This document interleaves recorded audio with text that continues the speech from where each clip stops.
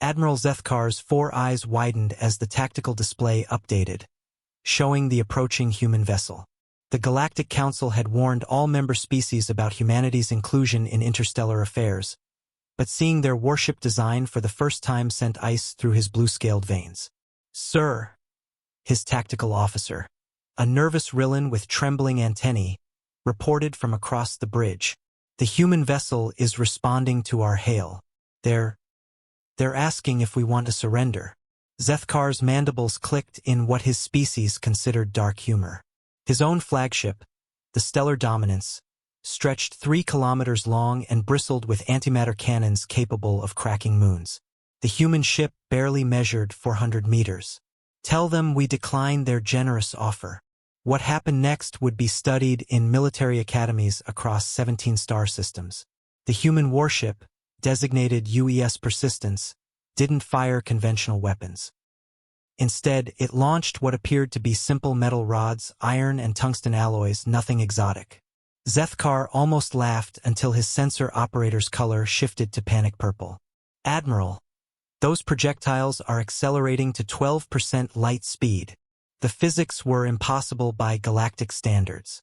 Every civilized species had long ago abandoned kinetic weapons in favor of energy-based systems. Plasma, antimatter, exotic particle beams, these were the tools of modern warfare. Throwing rocks was barbaric, primitive, inefficient.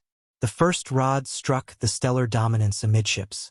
At relativistic speeds, the simple iron bar carried the kinetic energy of a small star going supernova. The impact vaporized 3 decks instantly, the shockwave propagating through the ship's structure like a deadly earthquake. Emergency klaxons wailed as atmosphere vented into space through the massive breach. "Impossible," Zethkar breathed, watching his tactical display dissolve into chaos. "How are they accelerating simple metal to such velocities?"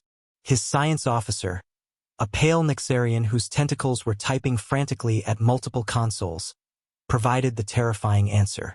"Sir, their ship isn't using conventional propulsion. Every surface appears to be equipped with magnetic acceleration arrays. They've essentially turned their entire vessel into a railgun." 3 more rods impacted across Zethkar's fleet.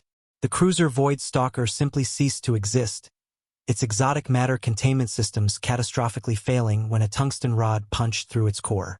The destroyer Knight's Edge broke in half, its advanced deflector shields useless against solid matter moving at such tremendous speeds.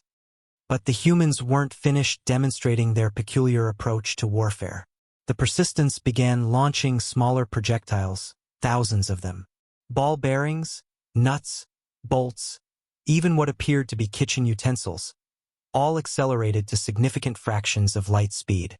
"They're using debris as ammunition," the tactical officer reported, his voice hollow with disbelief. "Every piece of scrap metal on their ship has become a weapon." The improvised shrapnel tore through Zethkar's remaining vessels like tissue paper. Advanced energy shields, designed to deflect particle beams and plasma torrents, simply couldn't cope with solid projectiles moving at such extreme velocities. Hull plating, forged from materials that could withstand the heart of stars, crumpled like foil. Within 17 minutes, the engagement was over. Of Zethkar's 12-ship battle group, only his flagship remained partially functional, listing badly and venting atmosphere from dozens of breaches. The human captain's voice crackled over the communications array, speaking in accented galactic standard. "Admiral, this is Captain Chun of the UES Persistence. We're prepared to accept your surrender now." Later, during his debriefing at Galactic Command, Zethkar would try to explain humanity's impossible tactical doctrine.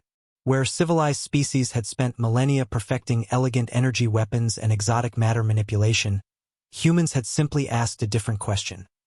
How fast can we throw things? The answer, it turned out, was fast enough to revolutionize warfare across the galaxy.